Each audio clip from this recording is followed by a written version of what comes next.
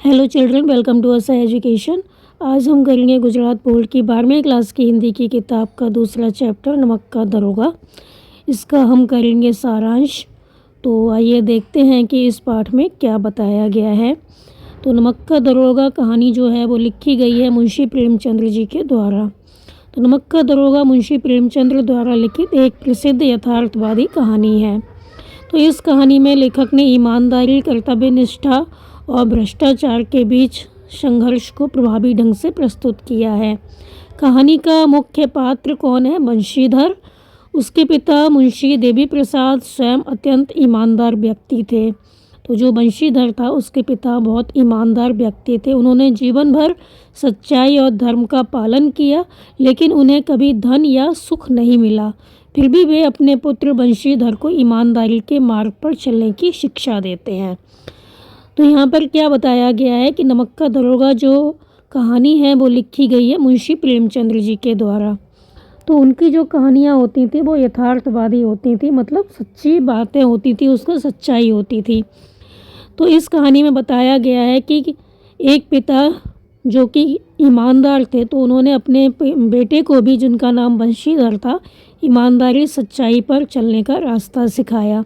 हालांकि उन्हें कभी धन का सुख नहीं मिला, फिर भी उन्होंने अपने पुत्र को यही कहा कि हमेशा ईमानदारी के मार्ग पर चलना चाहिए, कभी भी बेईमानी नहीं करनी चाहिए।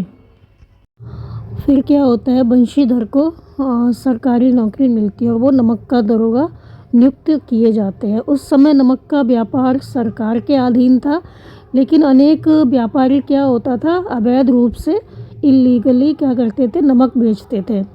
ऐसे ही एक बड़े व्यापारी थे पंडित अलोपी दीन, जो पहले के अधिकारियों को रिश्वत देकर अपना जो ये काम था, अवैध व्यापार था, वो चला रहे थे। तो ये जो अधिकारी होते हैं उनको रिश्वत देते थे, जिससे कि उनका नमक बेचने का, जो अवैध रूप से नमक बेचते थे, वो काफ़ी अच्छे से चलता हुआ उनका व्यापार था। तो बंशीधर रिश्वतखोर नहीं था। तो जो बंशीधर था वो रिश्वतखोर नहीं था, मतलब रिश्वत नहीं लेता था। उसने कर्तव्य निभाते हुए क्या किया, अलोपी दीन के अवैध नमक को जब्त कर लिया। तो इससे अलोपी दीन को क्या हुआ, भारी नुकसान हुआ।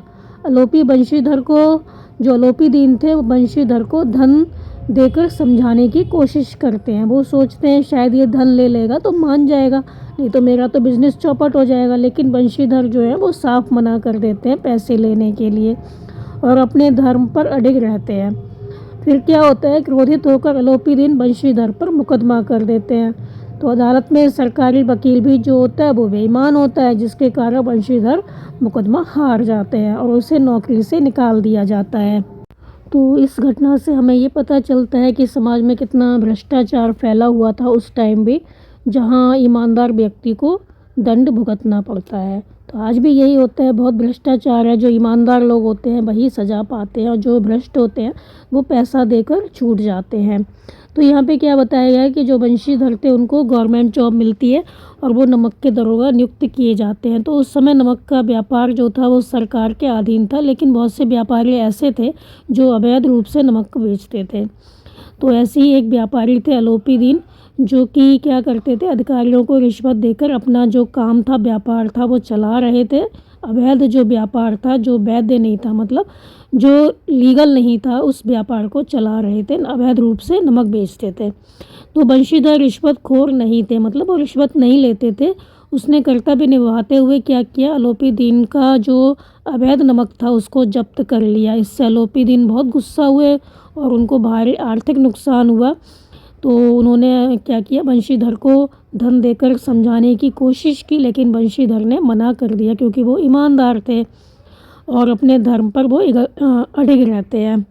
तो क्रोधित होकर फिर अलोपी दीन क्या करते हैं, बंशीधर पर मुकदमा कर देते हैं, झूठा मुकदमा कर देते हैं। अदालत में सरकारी वकील भी बेईमान होता है, सब बेईमान है ऊपर से लेके नीचे तक।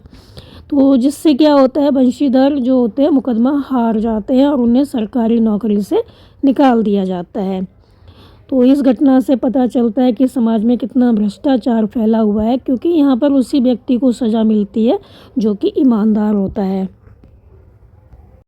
इसके बाद क्या होता है, कहानी में एक नया मोड़ आता है। अलोपी दीन को बंशीधर की सच्चाई और ईमानदारी का जो उन्होंने सच्चाई और ईमानदारी दिखाई थी उसका गहरा प्रभाव पड़ता है उनके ऊपर। उसे अपने किए पर बहुत पश्चाताप होता है, उसको लगता है कि उसने गलत किया। वह स्वयं बंशीधर के घर जाते हैं, उससे मिलते हैं और अपनी गलती स्वीकार करते हैं। उनको समझ में आ जाता है कि उन्होंने गलत काम किया, एक ईमानदार व्यक्ति को फंसाया है। तो आलोपी दिन बंशीधर को अपनी सारी जायदाद का स्थायी मैनेजर नियुक्त कर देते हैं। वह कहता है कि उसे किसी विद्वान व्यक्ति की नहीं बल्कि धर्मनिष्ठ और ईमानदार व्यक्ति की आवश्यकता है।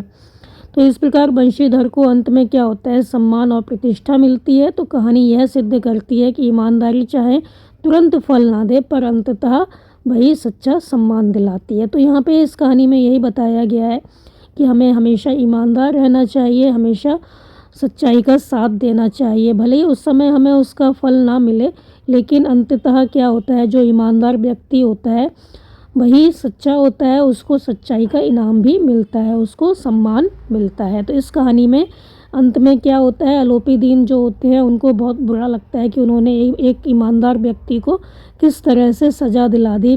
तो उन्हें बहुत पश्चाताप होता है, इसीलिए वो क्या करते हैं, अपनी सारी ज़मीन जायदाद का स्थायी मैनेजर उनको नियुक्त कर देते हैं।